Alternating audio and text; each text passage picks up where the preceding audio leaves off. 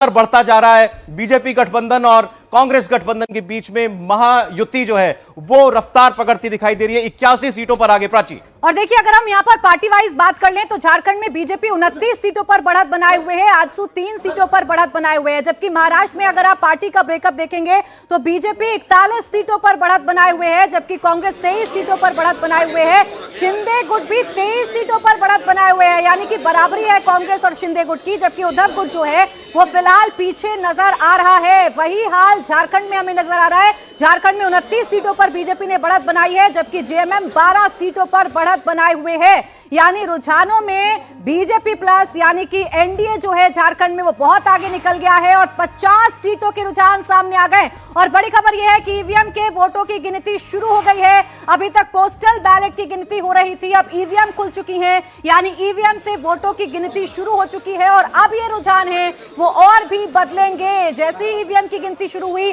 288 में से 147 के रुझान महाराष्ट्र में सामने आ गए और कुल 79 सीटों पर महायुति आगे चल रही है। अभी भी जो नुकसान है वो 15 सीटों का होता हुआ नजर आ रहा है। जबकि महाविकास आघाड़ी की अगर आप बात करेंगे तो 66 सीटों पर महाविकास आघाड़ी, और ये 80-65 का आंकड़ा हो गया है। देखिए, 80 पर महायुति आगे चल रही है, महाविकास आघाड़ी की बात करेंगे तो 65 पर, अदर्स की बात करेंगे तो 2 सीटें अदर्स के खाते में भी जा रही है। यानी कि जो नुकसान भारतीय जनता पार्टी को लोकसभा चुनाव में हुआ, महायुति को लोकसभा चुनाव में हुआ विदर्भ और मराठवाड़ा में, इन रुझानों को देखकर ऐसा लग रहा है कि उन 2 रीजन्स में भी भारतीय जनता पार्टी और महायुति ने एक लीड ली है, बढ़त हासिल की है और वो रुझानों में परिवर्तित हो रहा है। 80 सीटों पर भारतीय जनता पार्टी। अजीत पवार आगे हो गए ईवीएम खुलते ही। देखें आप, अजीत पवार बारामती से योगेंद्र पवार से अब लीड में दिखाई दे रहे हैं। अभी तक पीछे चल रहे थे योगेंद्र पवार से, लेकिन अब अजीत पवार बारामती की सीट पर आगे हो गए। तो ईवीएम उनके लिए अच्छी किस्मत साबित लेकर के आई है।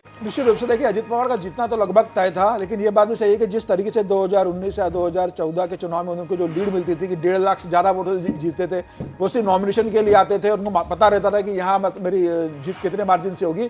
इस बार ऐसा नहीं रहा। अजीत पवार को जो बारामती से उनकी पत्नी चुनाव हारी और उसी बारामती सीट पर जब उनकी पत्नी को जो नुकसान हुआ और सुप्रिया सुले ने वहां अच्छी लीड दे ली थी, तो मुझे लग रहा है अजीत पवार को डर था कि कहीं बारामती रिटर्न न हो जाए वापस वो, तो मुझे लगता है उन्होंने वहां बहुत मेहनत की है। लेकिन अजीत पवार बड़े नेता है, जीत का मार्जिन जरूर कम होगा, उसमें कोई दो राय नहीं। जो 2019 में जीते थे वो 1.5 लाख से ज्यादा वोटों से उतनी मार्जिन नहीं रहेगा, लेकिन अपनी सीट निकालेंगे अजीत पवार, निकाल देंगे, इसमें कोई दो राय नहीं।